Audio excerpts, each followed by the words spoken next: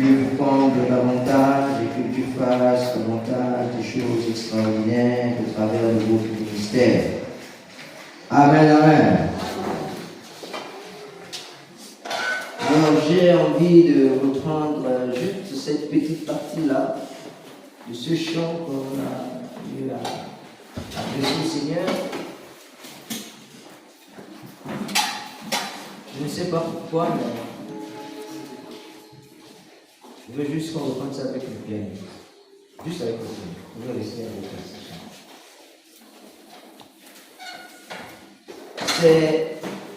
Et pendant qu'on chantait ça, j'étais en larmes. Je me suis dit, punaise, qu'est-ce qui se passe? Généralement, quand on voit un homme pleurer, c'est que c'est compliqué. Alléluia. Nous, nos larmes sont difficiles à pleurer. Mais quand ça coule, c'est que vraiment, là, il y a quelque chose. Alléluia. C'est juste ce chant qui dit il a ma vie sous contrôle.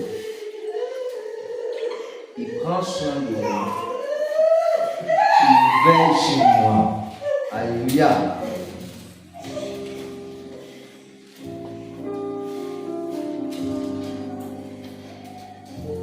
Il a ma vie sous contrôle. Il prend soin de moi. Il veille sur moi.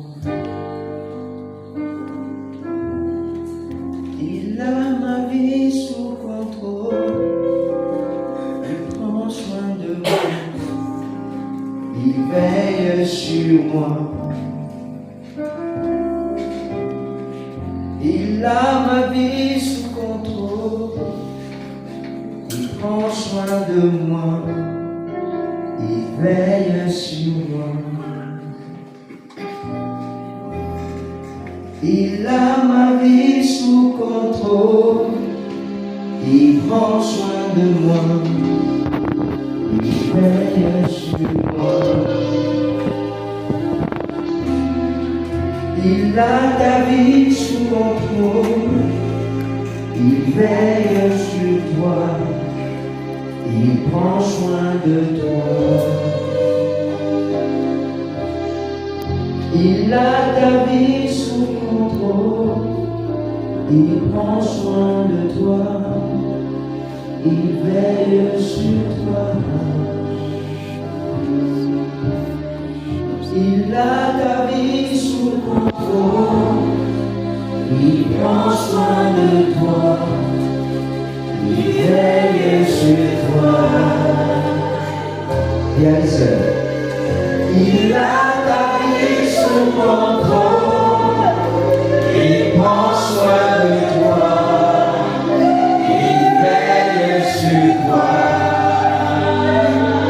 Réalise-le. Il a ta vie sous contrôle. Il prend soin de toi. Il veille sur toi. Encore une fois. Il a ta vie sous contrôle. Il prend soin de toi. Il veille sur toi.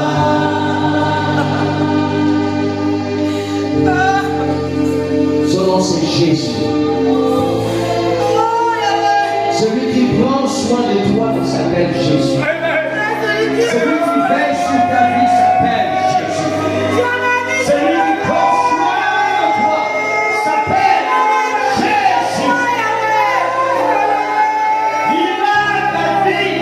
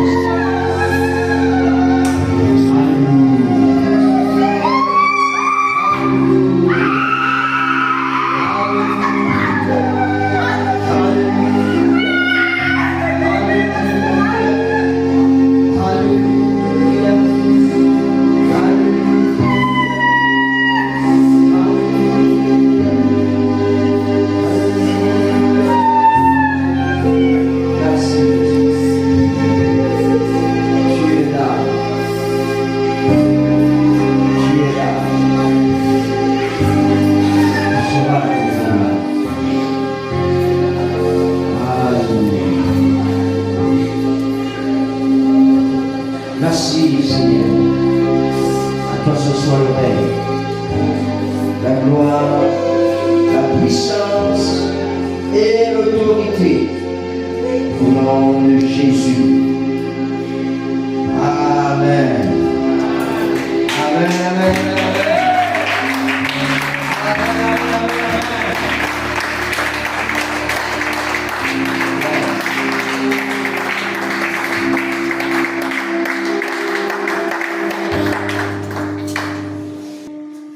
Vous savez, c'est vraiment très important souvent d'écouter le Seigneur.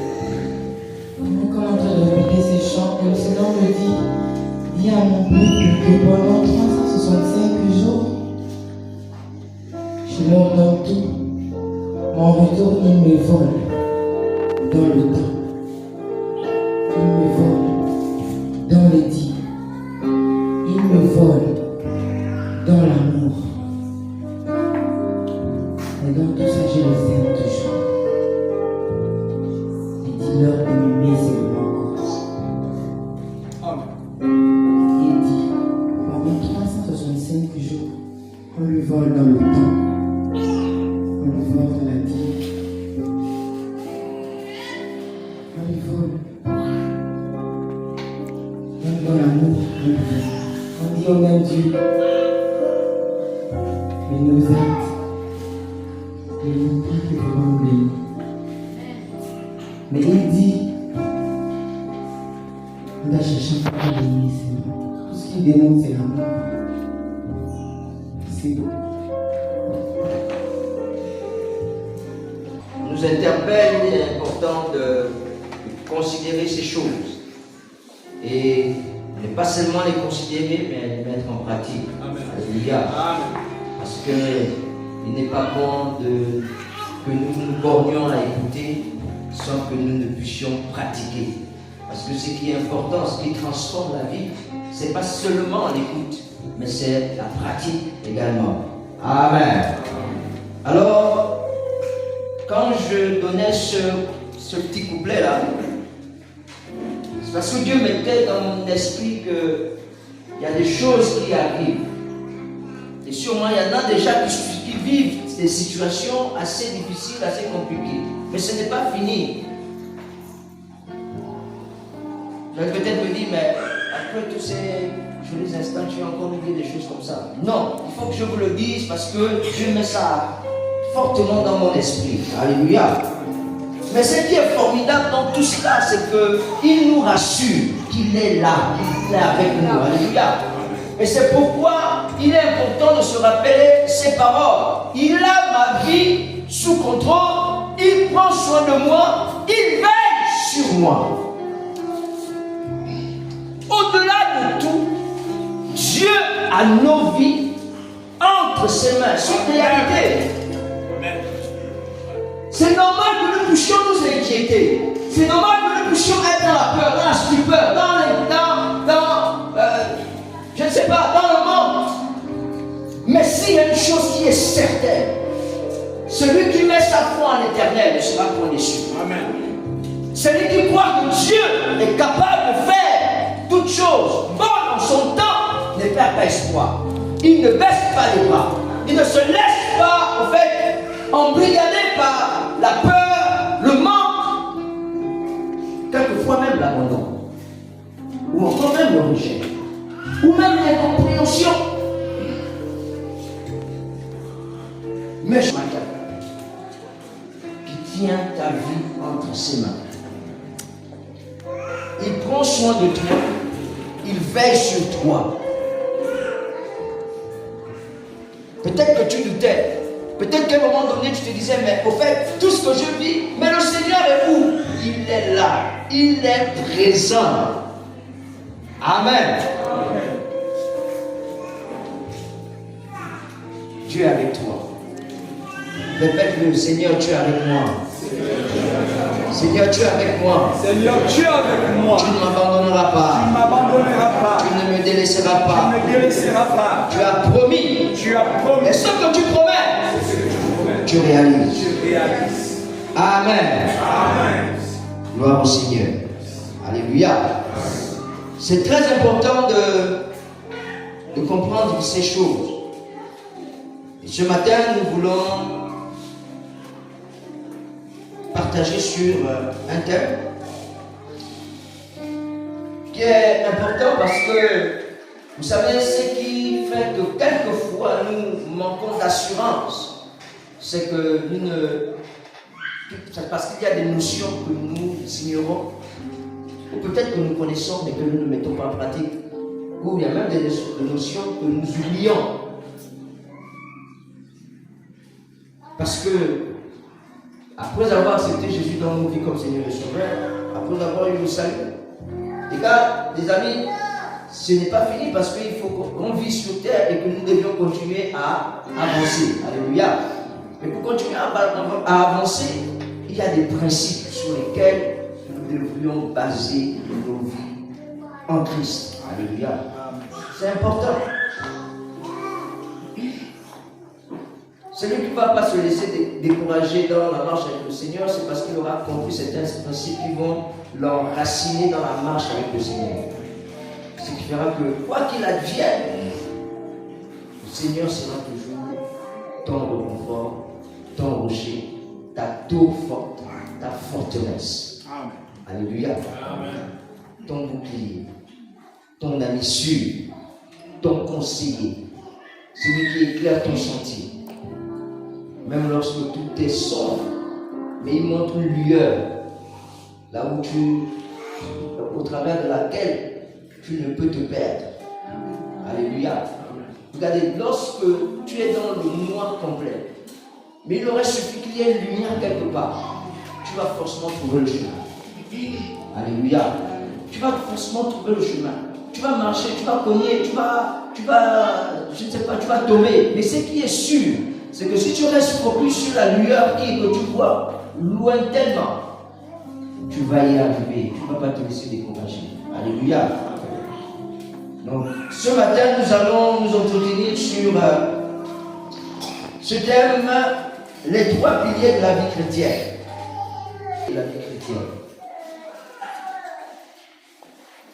Les trois piliers de la vie chrétienne. À savoir la justice, la miséricorde et l'humilité. Nous allons lire le livre de Michée au chapitre 6. Michée au chapitre 6, versets 7 à 8. L'Éternel agréa-t-il des milliers de béliers, des milliers d'huile? Donnerai-je pour mes transgressions mon premier-né, pour le péché de mon âme, le fruit de mes entrailles? Ô homme, ce qui est bien, et ce que l'Éternel demande de toi, ce que tu pratiques la justice, que tu aimes la miséricorde, et que tu marches humblement avec ton Dieu. Amen. Que Dieu bénisse sa parole. Merci Seigneur pour ce matin. Merci pour ta parole. Merci pour ce que tu as dit à ton peuple. Merci d'ouvrir notre entendement, tant humain que spirituel, dans le nom de Jésus, afin que cette parole puisse encore affermir notre vocation, toi, notre marche avec toi. Je t'en supplie. Sûrement pour certains, c'est déjà entendu. Mais je sais que lorsque tu reviens sur une notion, c'est parce que tu voudrais que quelque chose se passe. Alors que cela soit ainsi, au nom de Jésus-Christ de Nazareth. Amen. Vous lisez quand même.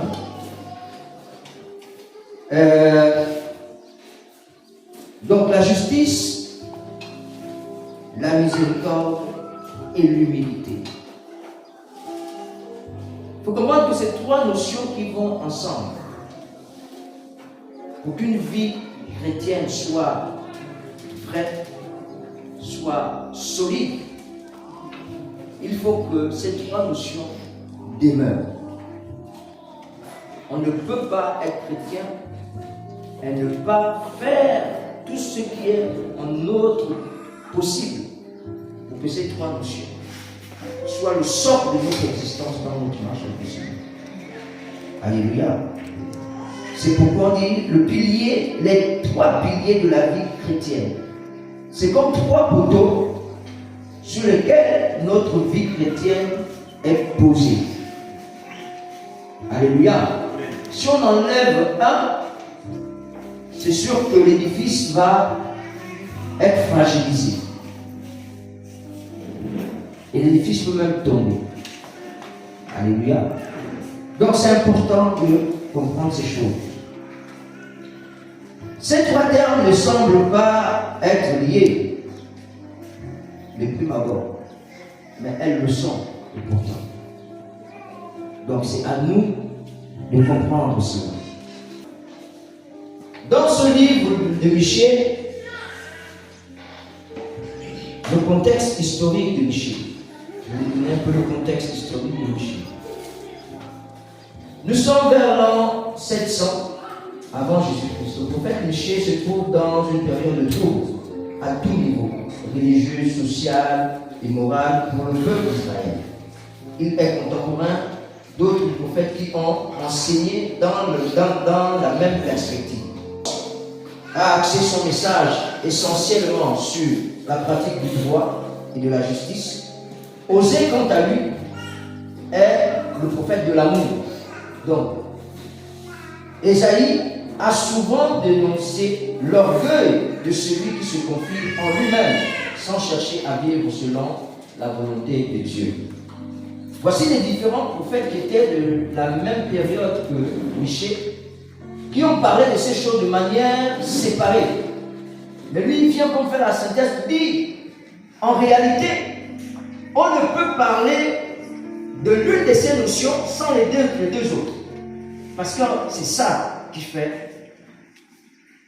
forme en fait la base sur laquelle nous devions vivre notre vie chrétienne. On voit donc que Michée, dans ce chapitre 6, verset 8, surtout, reprend le message annoncé par tous ces autres prophètes. Michée s'adresse à nous aujourd'hui.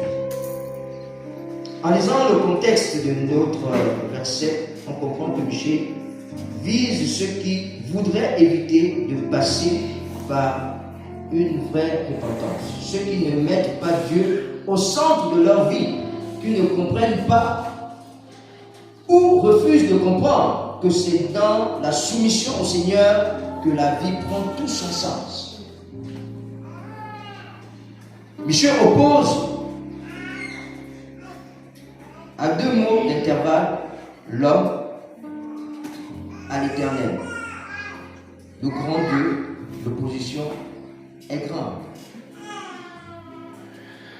Donc, dès cet instant, nous verrons, suite à tour à tour,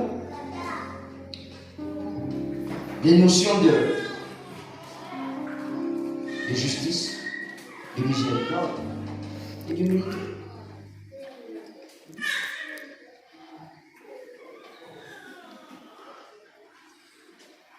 Pour ceux qui écrivent, vous pouvez mettre grand 1, grand A, grand B, non, grand A, grand 1, bien petit A. Ceux que pratiquent la justice. Alléluia. Ça, c'est le premier point que nous allons voir. Le premier pilier, c'est la justice.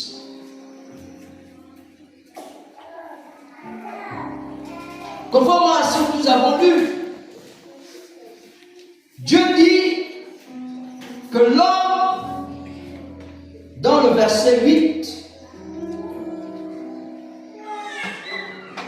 on t'a fait connaître, ô homme, ce qui est bien.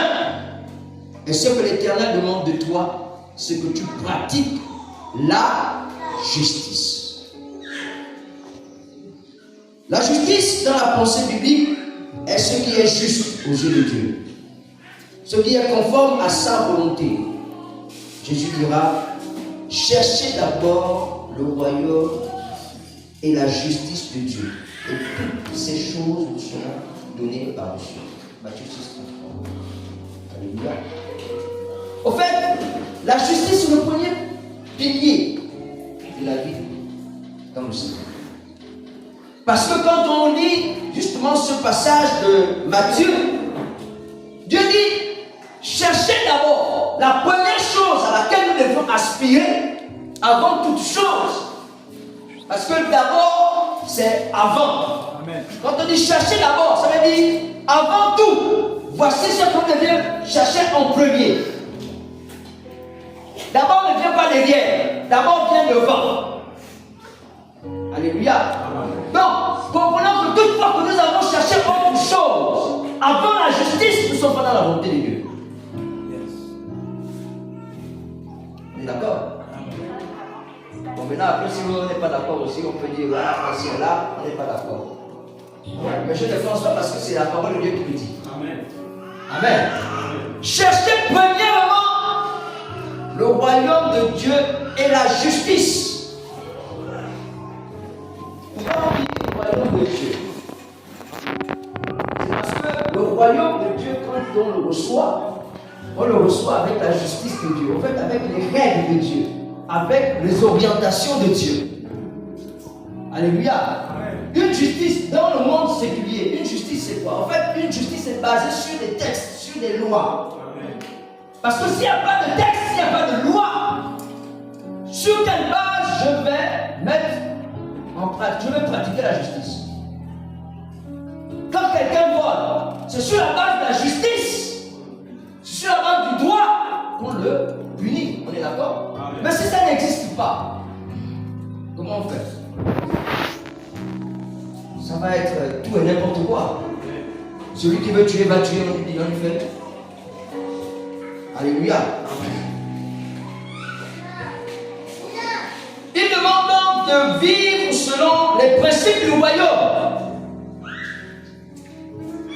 Et dans un royaume, il y a un roi. Alléluia. Et s'il y a un roi, c'est lui qui donne les orientations. Donc c'est Jésus. C'est Dieu qui donne les orientations du royaume. Donc c'est lui qui promulgue les lois, les décrets, les arrêtés. Et nous devrions justement nous aligner à tout cela. En parlant de la justice, il ne s'agit donc pas avant tout de l'interpréter dans un sens juridique ou social. Le message de Michée est de mettre en pratique tout simplement, la volonté de Dieu. Mettre en pratique la volonté de Dieu dans ta vie. C'est-à-dire, ce que Dieu te dit, mets-le en pratique. C'est tout simplement ça. Quelquefois, nous nous mettons à réfléchir, à raisonner. Non, ne raisonne pas. Quand on dit une fois une loi est promulguée, nul n'est censé ignorer la loi. Donc, tu dois tout simplement exécuter. Amen. Amen. Cela implique deux idées. Le fait de la connaître à travers, de la connaître, c'est-à-dire la justice, à travers sa parole.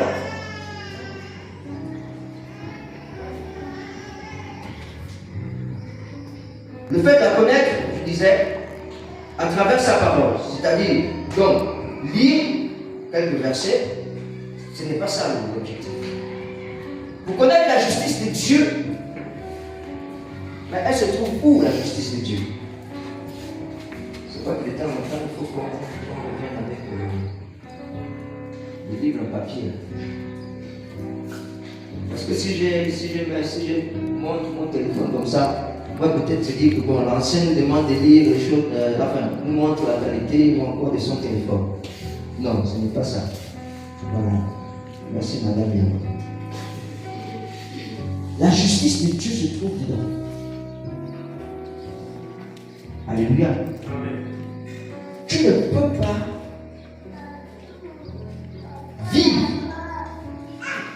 ou du moins respecter les lois d'un pays si tu ne lis pas, ou bien si tu ne prends pas connaissance de ce que ces lois disent.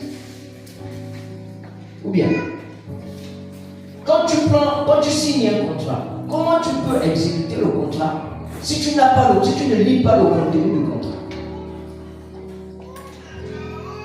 Est-ce que c'est possible? Ou bien si tu ne lis pas ta fiche de poste, tu vas exécuter quoi? Et ça va être bon, chacun vient faire son petit métier. On est d'accord? Mais la justice de Dieu se trouve dans sa parole. Pour savoir qu'il ne faut pas voler, que Dieu n'aime pas le vol, et c'est écrit là. Regardez, quelquefois, faisons un effort de ne pas seulement avoir entendu un verset par la bouche de quelqu'un. Alléluia. Parce qu'il y a beaucoup comme ça. Ça dit que il connaît Jean 3,16 qu'on travers la bouche de quelqu'un. Lui-même, il n'est jamais tombé sur ça. En lisant la parole, il n'est jamais tombé sur ça. Mais quand on lui a répété ça, il a regardé. Et puis, de temps en temps, il vient et dit, oui, Jean 3,16 dit que, frère, tu as vu ça où? Amen. Au moins une fois dans ta vie, frère, sois étonné de voir ça dans la vie parce que toi-même, tu as lu. Mais je vous assure, ce qu'on découvre soi-même a un effet différent de ce qu'on entend des gens. Amen. Alléluia. Amen. Il m'est arrivé de... En fait, j'entends seulement... Puis quand tu lis, tu tombes sur ça, tu dis, ah, donc c'est ici où c'est écrit. Quand des fois tu ne connais pas le verset, tu connais juste... enfin, tu ne connais pas la référence. Tu connais le verset. Et puis c'est en lisant, tu tombes sur le livre. Où? Donc, le verset là se trouve dans combien? Là, et le fait que ça te fait, c'est extraordinaire. Alléluia. Donc la justice de Dieu se trouve dans sa parole. Il n'est pas question seulement de lire pour se sentir bien, genre j'ai lu. Non. Mais quand on prend connaissance, on doit pouvoir se recadrer et se dire, ça, c'est ce que Dieu a dit, c'est ce que je dois faire. Alléluia. Amen. La justice, quand on vit dans la justice de Dieu, mais même entre nous, frères et sœurs, on se doit d'être juste également. Amen. Oui, on se doit d'être juste.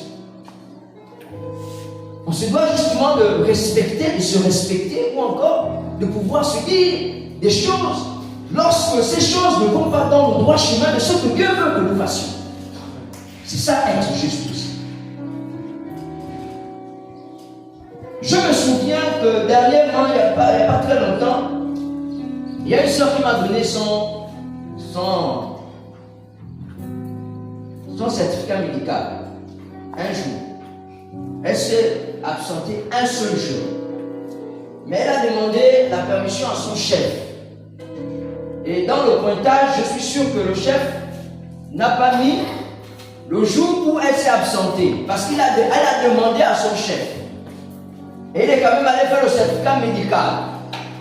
Et puis, elle est venue me dire, Monsieur Yaba, voici mon certificat médical, il faudra aller donner ça pour que, lorsqu'on fait le calcul du nombre de bulletin, qu'on tienne compte de cette journée de maladie.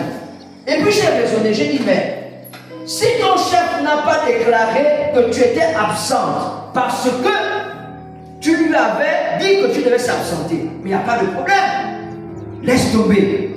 Elle me dit non, Monsieur Yaba, il faut tenir compte de ça. Parce qu'en vérité, quand vous allez donner mon certificat de travail, mon certificat médical, il faut qu'on pointe cette journée comme étant une journée maladie. J'étais un peu embêté parce que je me suis dit, mais elle veut quoi finalement? Je ne comprends pas. Qu'est-ce qui est avantageux pour toi? Qu'on te pointe une journée maladie ou qu'on te pointe une journée complète? Les amis, j'ai lutté contre ça. Je me suis dit, mais Voici quelqu'un qui ne veut pas le bien, qui ne veut pas son bien. Au contraire, c'est elle qui veut la justice. C'est juste comme ça que j'ai pris le document et je suis allé. En fait, en réfléchissant, je me suis dit non, mais elle a raison. Elle a raison. Vous voyez, juste pour la justice que nous avons. Mais combien de choses nous avons tues? Parce que nous savons tout simplement que si je le dis, je perds justement mon avantage. Mais toutes les fois qu'on a réagi comme ça, on n'a pas été juste. Et j'ai pris ce document, je suis allé donner à mon assistant, j'ai dit, bon, regarde, il faut considérer ce jour-là. Même si son chef envoie son pointard avec ce jour-là, comme quoi elle était là, il faut mettre maladie. Et malheureusement, quand on met maladie, ben il y a des avantages que tu perds. C'est pas calculé de la même manière. Il y a sûrement une partie des tables de qualité qui va peut-être partir. Une partie des tables de rendement. Mais la sœur a dit, même si je dois perdre ça, mettez maladie parce que voici un certificat médical. Ce jour-là, j'étais bien absent. Même si le chef m'aime. Mais je suis consciente qu'il faut que je donne ce papier. Voyez comment la justice de Dieu nous amène à agir.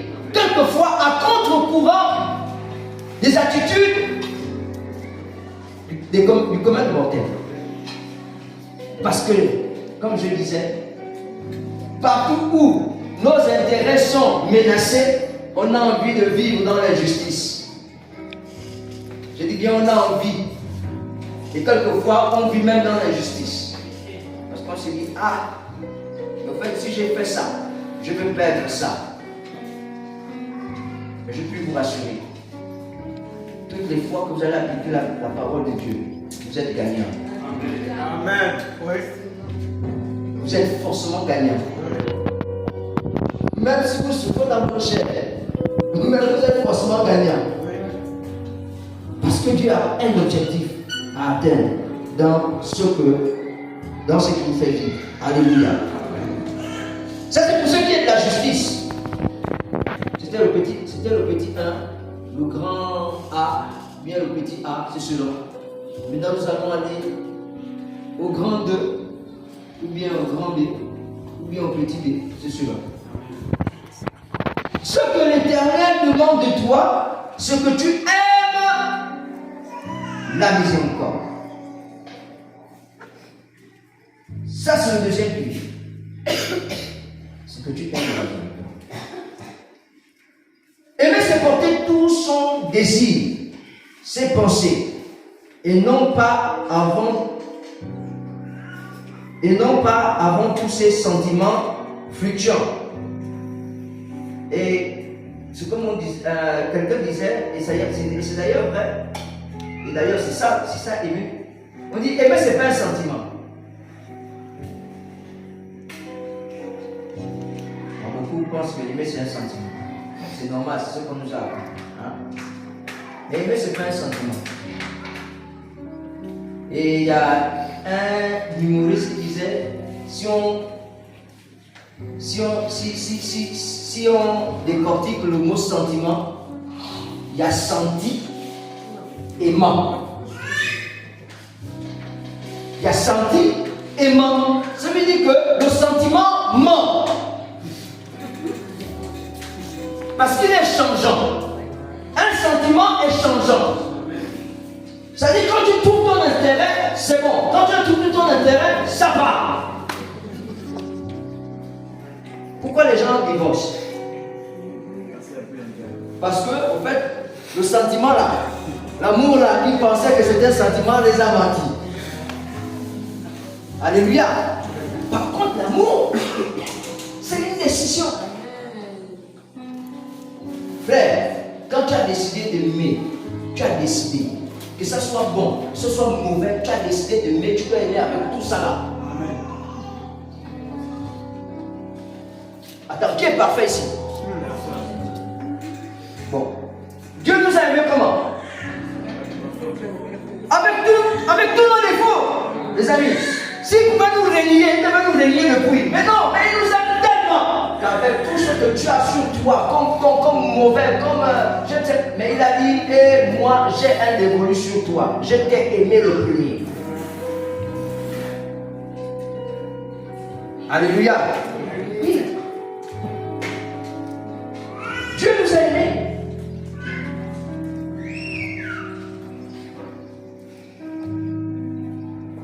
Donc c'est porter tout son désir, ses pensées vers un but. C'est s'appliquer, être animé d'un amour inébranlable.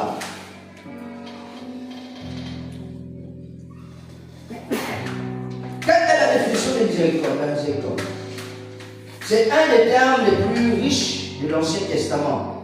On ne peut transcrire toutes les différentes nuances en un seul mot. C'est beaucoup plus que l'amour. C'est son lien à ce mot les notions de loyauté.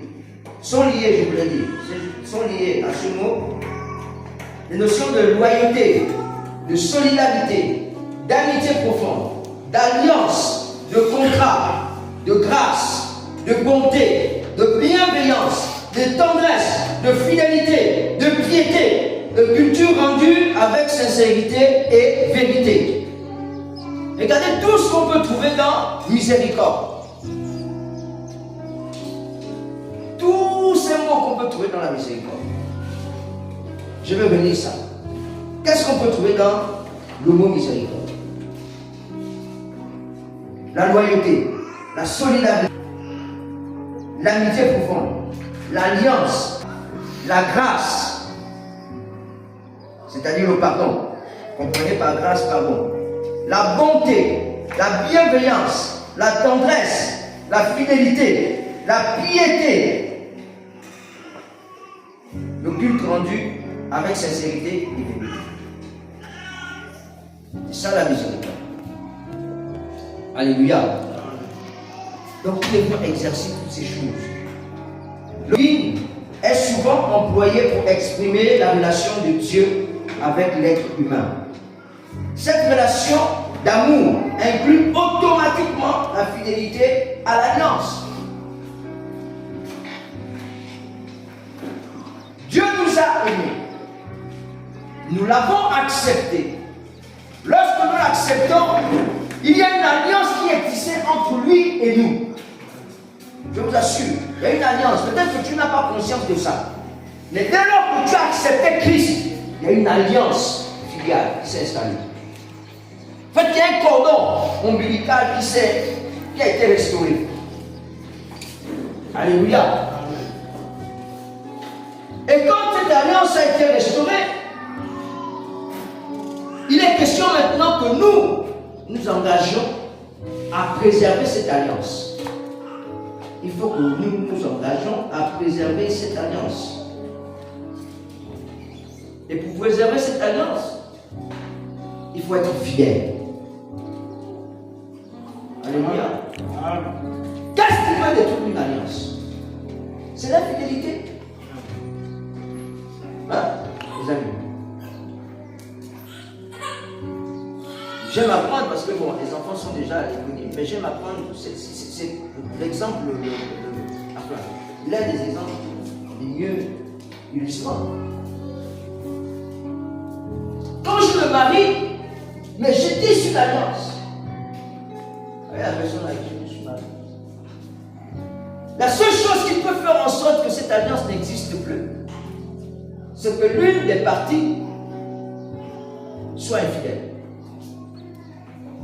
Parce que dans cette alliance, il y a des accords. C'est pourquoi on parle de contrat. C'est comme un contrat. Même si ce n'est pas un contrat au sens humain du terme. D'accord? Parce que quelquefois, nos contrats qu'on fait avec les sociétés, là, quelquefois, ce sont des contrats. Bon, écoutez, moi, je souffre, j'ai besoin d'argent, je viens. Fais tout ce que tu veux. Moi, l'important, c'est que je puisse avoir mon argent. En fait, que là, dans la relation, justement, que nous vivons, avec notre conjoint, on se promet des choses. Vrai ou faux? Non, je te serai fidèle. Non, je ne vais jamais été trompé. Vraiment, il n'y a que toi dans ma vie. Notre argent, nous allons manger ça ensemble. Tu devais faire aucune dépense sans que tu ne sois au courant. S'il faut acheter quelque chose, je dois te demander. Non, tu es tout pour moi. Bon, les mariés là, aidez-moi, il y a encore quoi qu'on a promis.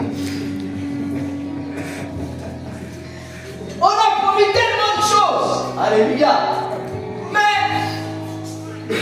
c'est la même chose avec le Seigneur. Quand on dit Seigneur, je t'attire dans la vie comme Seigneur, c'est votre personnel. Les amis, il y a une alliance qui est ici. Maintenant, en lisant la parole de Dieu, Dieu te donne maintenant les orientations. Regarde, si tu fais ça, voici ce qui va arriver. Sois fidèle, je ne t'abandonnerai pas. Comme on a vu ce matin. Sois fidèle, je ne t'abandonnerai point, je ne te laisserai point. Quand tu marches dans la vallée de l'ombre de la mort, ne crains aucun mal, car je serai avec toi. Ainsi de suite, ainsi de suite. Maintenant, ce que nous devons faire, c'est quoi? C'est de respecter, d'accord, toutes ces instructions, en fait, toutes ces promesses. Mais dès lors qu'on ne respecte pas, on se devient infidèle. Alléluia. Et notre alliance est rompue. Dieu ne fuit pas, mais ton alliance est rompue. Votre alliance est rompue. Hein, frère? Passe. Donc on doit rester fidèle. Dieu veut que nous demeurions. Quoi ça? Fidèles. Alléluia. Oui. Il faut que nous demeurions fidèles à celui qui nous a aimés. L'engagement envers l'être humain est réciproquement envers Dieu. C'est ce qui, par voie de conséquence, fait vivre l'engagement durable. La fidélité, le pardon, cela entre mari et femme, comme je viens de dire, entre parents et enfants, entre chrétiens dans l'église et avant tout, jour après jour, entre le croyant et son Dieu. La miséricorde. Aimer la miséricorde. Mais le problème, c'est que nous n'aimons pas tellement aimer dans certaines circonstances, ni pardonner, ni rester fidèles, parce que nous concevons l'amour comme dépendant de nos envies. On aime quand ensemble on est d'accord, quand l'autre est aimable. Il y a un adage d'un savant qui dit: l'amour n'est pas l'amour s'il change quand il trouve un changement. L'amour n'est pas amour, je répète ça, l'amour n'est pas l'amour s'il change quand il trouve un changement. C'est ce que je disais à maman. Ma mère avait un... Et au début, je comprenais, je disais que c'est vrai. Elle avait raison. Elle avait un tableau où c'était écrit « Elle qui t'aime ». J'ai dit « Mais oui, mais c'est logique. Il faut aimer. C'est lui qui t'aime. » Hein? Normal. Bon, naturellement. Celui qui ne t'aime pas, pourquoi tu vas l'aimer? Non, dites-moi. En fait, le gars, tu sais qu'il ne t'aime pas. Tu vas l'aimer pourquoi? Donc, elle qui t'aime. Je lui disais, ouais, maman, tu as un très bon tableau. Ça, c'est... Non, ça, c'est vrai. Est-ce que tu peux également me donner ça? Et comme moi-même, j'aime fabriquer des choses et tout. Moi aussi, j'ai fabriqué pour moi, j'ai mis elle qui t'aime. Frère, j'ai compris que ça, c'était un blasphème. Amen.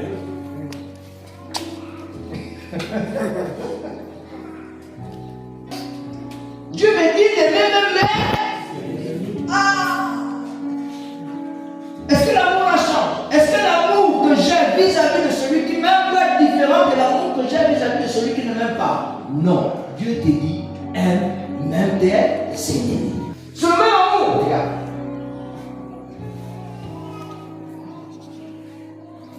Et nous dès qu'on sent que, au fait,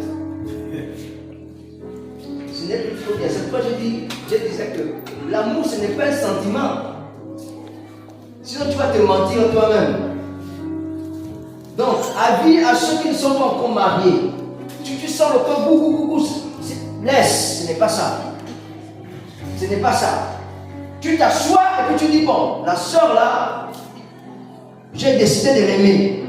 Frère, quand tu dis que j'ai décidé de l'aimer là, quand tu te mets dedans, c'est jusqu'à bien ou pas bien, c'est pas ton problème. Parce que le problème avec ça, c'est quoi? C'est que si tu aimes parce que tu as vu, elle est belle, elle est ceci, elle est cela, machin, je vais te dire une chose. Tu vas l'épouser, elle est belle. Quand vous allez rentrer là-bas, tout d'un coup il y a un accident, l'œil se perce, elle ne sera plus comme tu l'as vu avant qu'elle ne fasse l'accident. Ou bien, le pied se coupe. Non, excusez-moi de nous choquer, mais c'est la réalité. Et si tu es entré dans ça, bien entré dans ça, que vous le vouliez ou non, il y a quelque chose qui va s'épuiser. Mais en temps normal, ça ne devait pas s'épuiser. Ça ne devait pas s'épuiser.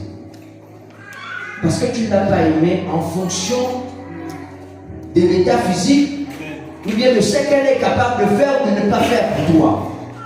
Tu l'as aimé parce que tout simplement Dieu a mis la conviction à s'aimer dans ton cœur cet amour-là. Gagner des choses tellement. Non, aimer comme Dieu veut là, c'est un mystère. C'est un mystère. C'est un mystère. Et quelquefois ça nous amène à avoir des attitudes qui sont contraires à la volonté de Dieu. Alléluia. Cette notion est forcément reprise dans le Nouveau Testament. Je vous donne par exemple, dans Jean 13, Jésus dit, aimez-vous les uns les autres. On est d'accord? Jésus nous dit, aimez-vous les uns les autres. Aimons les uns les autres.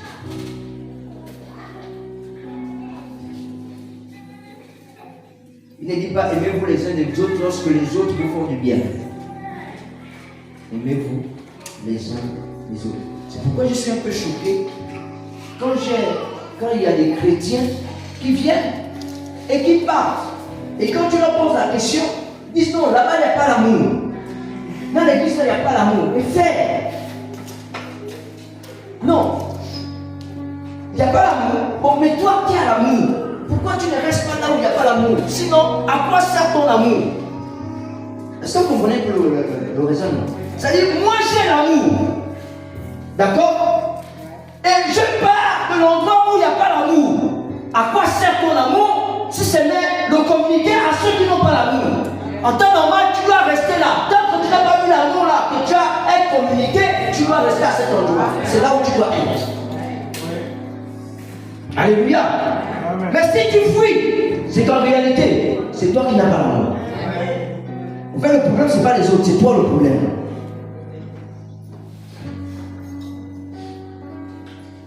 C'est de l'égoïsme en fait.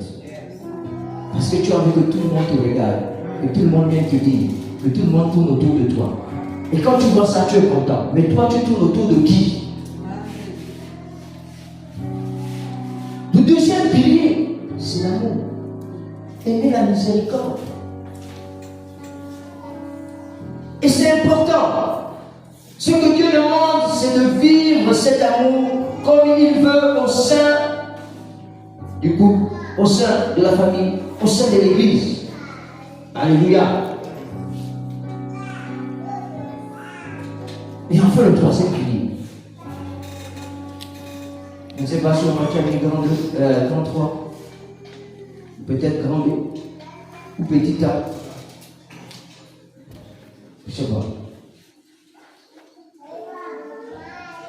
Ce que l'Éternel demande de toi, c'est de marcher humblement avec ton Dieu. Alléluia. Cet aspect de la volonté de Dieu est à rapprocher les deux premiers dans notre relation avec lui. L'humilité est signe de dépendance, de soumission, ou ce n'est pas l'égocentrisme qui domine. Cette humilité est signe de départ de la vie chrétienne lors de la conversion, où on le reconnaît comme étant le maître de sa vie, et le signe en est la repentance. Mais ici, il est question de marcher avec Dieu. Il s'agit donc de la vie quotidienne avec lui. Le problème est bien quand on reprend les guides de sa propre vie. Est-ce qu'on se comprend là? Hein? Il s'agit donc de la vie quotidienne avec lui. Mais on dit qu'au fait, le problème vient lorsque nous-mêmes, nous décidons justement de vivre comme nous voulons. Et là, il y a un souci. Toutes les fois que tu prends la décision de marcher comme tu veux, c'est l'orgueil. Oui. C'est l'orgueil. L'humilité voudrait que tu restes toujours sous l'influence de Dieu. Alléluia. Dans la relation avec Dieu, l'humilité voudrait que tu restes toujours sous la domination et la conduite de Dieu, par son esprit. Toutes les fois que nous avons péché, nous avons été rebelles contre Dieu. Nous avons été orgueilleux. En fait, on a déclaré à Dieu que je suis orgueilleux et je vais prendre ma vie, je vais prendre moi-même ma vie en charge. Mais en temps normal, on dépend en tout et pour tout à Dieu. Alléluia. Oui, les amis, il faudrait que nous le sachions. L'humilité doit être la base de notre relation avec Dieu. Et comme l'amour qui se manifeste dans notre relation verticale, l'humilité doit se vivre concrètement dans nos rapports les uns avec les autres également. Comment pourrions-nous concevoir de vivre dans l'humilité face à Dieu si nous manifestons une attitude de supériorité vis-à-vis des autres? Et la Bible est claire, l'humilité précède la gloire. Et l'orgueil quoi? La chute. Les amis, en fait, il y a des principes sur lesquels on n'a pas besoin de forcer. Si tu es humble vis-à-vis de Dieu, ton humilité est manifestée vis-à-vis des hommes. Alléluia. Parce que l'humilité de Dieu vient te façonner, vient te briser. Donc, si Dieu t'a brisé, en tant que même vis-à-vis des autres, tu restes brisé. Pourquoi? Lorsque tu es devant Dieu, tu sembles être brisé, et quand tu es devant les hommes, tu es toujours dur. Mais il y a un problème. Je vous dis, et on ne ment pas avec ça. Je vous dis, un homme humble, ça ne... On le sent, on le voit. S'il est en train de mentir, il y a un jour, il va te montrer qu'au fait, ce que je suis en train de faire, là, je suis en train de mentir. Parce que Dieu est tellement formidable, il est tellement puissant, qu'il suscite des circonstances pour révéler à chacun de nous sa vraie nature. Alléluia. D'une manière ou d'une autre, Dieu va révéler ta véritable nature. On ne fait pas semblant d'être humble. Ou tu l'es ou tu ne l'es pas. Oui. Mais si tu ne l'es pas, montre que tu ne l'es pas pour que Dieu te transforme. Mais ne fais pas semblant. Parce que si tu fais semblant, tu passes à côté des grâces extraordinaires. Il y a un homme qui disait, vous voulez savoir qui est, comment est quelqu'un, la vraie nature de quelqu'un. Donnez-lui l'argent. Donnez-lui un poste de responsabilité. Vous allez savoir qui il est vraiment. Mais c'est vrai. C'est vrai. Il n'y a pas que ça, il y a sûrement autre chose. Mais principalement, donnez-lui de l'argent. Vous allez voir s'il est un, s'il n'est pas. L'humilité, ce n'est pas, oh, s'il te plaît, est-ce que tu peux me donner 100 francs, il te donne. Ce n'est pas, si tu veux me donner 10 millions, il te donne. Ça n'a rien à voir. Je vous dis, ça c'est la gentillesse, ce n'est pas l'humilité. Le gars, il est gentil, il n'est pas humble. Alléluia. Maintenant, quand il t'a donné, il t'a prêté, quand tu ne peux pas rembourser, bon, écoute, moi maintenant, on va pas maintenant. Non, l'humilité, je vous assure, c'est un trait de caractère assez particulier. On a même tendance à prendre les hommes humbles pour des maboules. Vous comprenez? Pour des maboules, vous faites vous gagner des maboules.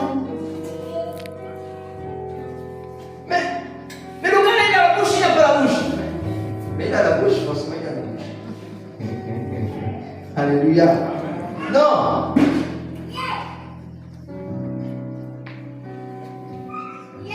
Cette insistance sur l'humilité se lit dans toute la Bible. Elle y est considérée comme un des piliers de l'amour. Parce que vous reverrez, je vous dis bien, le pouvoir change, l'argent change. Alléluia. Mais il faut quand même faire la différence. Parce que quand quelqu'un a une responsabilité, il doit agir en fonction de sa responsabilité. Avant que tu ne sois responsable, tu agissais d'une certaine manière. Mais quand tu es responsable, tu vas agir d'une autre manière. Ça, il faut le savoir. C'est-à-dire, il peut arriver, par exemple, que je devienne, alhamdoulilah, comme disent les gens, que je devienne directeur de site. Amen. Non, c'est pas tout l'État. C'est pas tout l'État. Non, c'est l'exemple. D'accord? Amen. Ce qui est évident, ce qu'il faut comprendre, c'est que les décisions que je vais prendre, l'attitude que je vais avoir, ne sera plus la même que lorsque je suis là, chef du personnel. Ça, sachons-le. Sachons-le. Aujourd'hui, ma porte est grandement ouverte. Je suis chef de site. Je vous assure, elle va se refermer un peu. Parce qu'il ne rentrera plus dans mon bureau qui veut comme il veut. Ça là, ce n'est pas un manque d'humilité, je peux vous dire. C'est la position qui exige en fait cette façon de faire. Maintenant, la notion d'humilité va s'exercer à quel moment? Au moment où, si quelqu'un rentre dans mon bureau, sans qu'on ait annoncé, que je lui dise, hey, toi, tu ne sais pas que je suis directeur de site, sors de mon bureau. Lui là, il n'est pas humble, il est orgueilleux. Mais si quelqu'un entre et puis on ne l'a pas annoncé, en fait, la décence voudrait quand même que tu dises, oui, qu'est-ce que tu veux? Non, monsieur, je veux vous voir. Bon, écoute, pour le moment, je suis occupé. Attends dehors et je te fais signe. Le monsieur là, il est humble. Parce que généralement, ce qui fait que la présence de la personne t'amène à réagir parce que tu as envie de lui montrer que tu es en haut et que lui il est en bas. Mais tu ne le considères pas comme un humain comme toi. Comme un sous-homme. Hein? Comme un sous-homme. Comme un sous-homme. Genre que non, au niveau où moi je suis là, tu ne peux pas rentrer dans mon bureau comme ça. Tu ne sais pas que moi je suis un chef.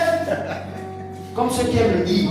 J'ai dit, quand c'est moi le chef ici, tu n'as pas besoin de dire ça à faire.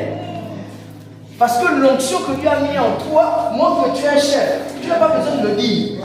Alléluia. Et vraiment, quand tu penses au que lui là, c'est le chef.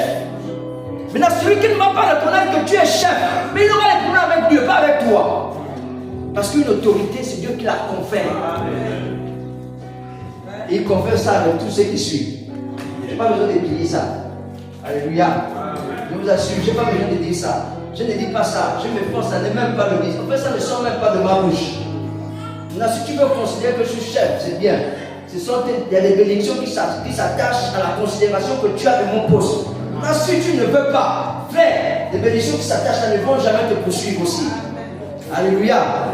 Oui, il y a des principes bibliques. On est en train de chuter.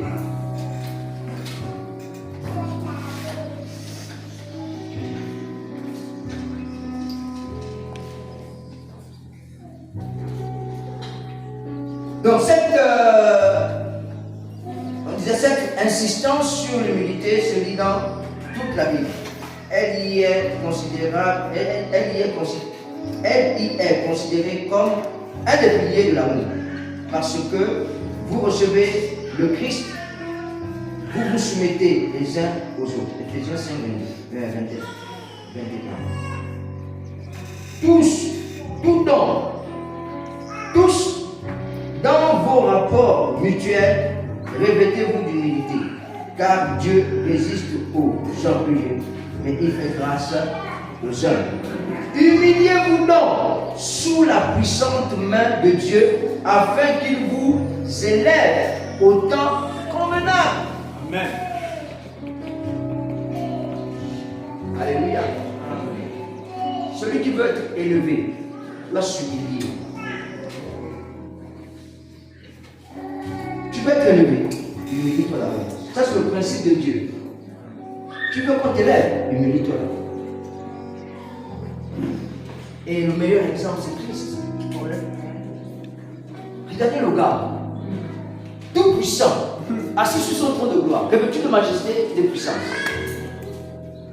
Et puis voilà comment son père lui dit, mais attends, j'ai besoin de quelqu'un en bas là-bas pour aller accomplir une œuvre. En fait, c'est une œuvre sale, excusez-moi du terme, mais c'est une œuvre sale. Parce que tu vas porter les choses, tu vas porter l'ignominie, tu vas être, on va te cracher dessus, on va même pas te respecter, machin. Il dit, mais attends, moi, le roi. Mais après, il finit par dire, ok, il n'y a pas de souci, je vais y aller. Et il vient sur terre sous la forme corporelle. Alléluia. Et nous savons tout ce qu'il a subi. Qui de nous pouvait subir ça? Sachant que c'est l'enfant de Bongo. En prison. Oui, calme-moi. Calme-moi. Je vous dis, je n'ai rien contre lui. Mais l'orgueil que ce jeune homme-là avait. Bon, je prends son exemple là. L'orgueil que ce gars-là avait. Au point où il est maintenant là. Est-ce que tu réalises ce qui se passe? Mais les amis, mais Christ est descendu sur terre. Il a accepté justement de porter, d'être humilié. Alléluia. Mais qu'est-ce qui s'est passé après? Et il déclare que Dieu l'a souverainement élevé. Alléluia. Je suis convaincu que si Jésus, ça ne devait pas arriver dans tous les cas, mais si Jésus n'avait pas obéi, si Jésus ne s'était pas humilié jusqu'à venir à notre niveau, Dieu ne devait pas l'élever. Mais comme il a accepté d'être humilié, Dieu l'a souverainement élevé. La Bible dit qu'il a le nom au-dessus de tout nom. Le nom au travers duquel tout genou fléchit, toute langue confesse qu'il est le Seigneur. Alléluia. Moi, je te dis que même toi, Dieu peut faire ça. Amen. Dieu peut faire ça avec toi. Mais sois humble. Je termine par là. Il faut nous méfier si nous vivons la justice. Il faut nous méfier si nous vivons la justice, la droiture, l'amour des autres, si nous ne vivions pas en priorité avec Dieu. Vous savez, ce sont des notions qu'on peut vivre pleinement en comptant avec Dieu. Alléluia. C'est ce que ça veut dire ici. Ça dit que la présence de Dieu ne va pas se justifier du fait que je vive ça vis-à-vis des autres. Parce que tu vas t'épuiser. Ce serait un mensonge. Est-ce que vous comprenez? C'est-à-dire que si je mets en avant d'abord pour que je montre aux autres que je suis humble, bien que j'ai ces attributs-là vis-à-vis des autres, je vous assure que vous allez vous épuiser. Parce qu'à un moment donné, la réalité va vous rattraper. Amen. Mais la première chose qu'il faut faire, c'est de pouvoir d'abord vivre ces choses dans la relation avec Dieu. Il faut d'abord s'enraciner dans Dieu. Il faut d'abord vivre une vie de relation profonde avec le Seigneur. Alléluia. Et c'est là que le Seigneur maintenant va révéler. Je vous dis bien, comme on dit souvent, si Dieu a transformé le cœur, l'extérieur suit. Amen. Alléluia. Ce n'est pas l'extérieur qui transforme le cœur, c'est le cœur qui transforme l'extérieur. Quand quelqu'un a été réellement touché, les actes à l'extérieur se font voir d'eux-mêmes. Et ils ne forcent pas. Mais ceux qui forcent finissent par tomber. Alléluia.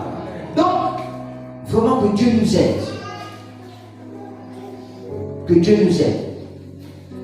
Nous avons vu aujourd'hui 3 piliers de la vie chrétienne.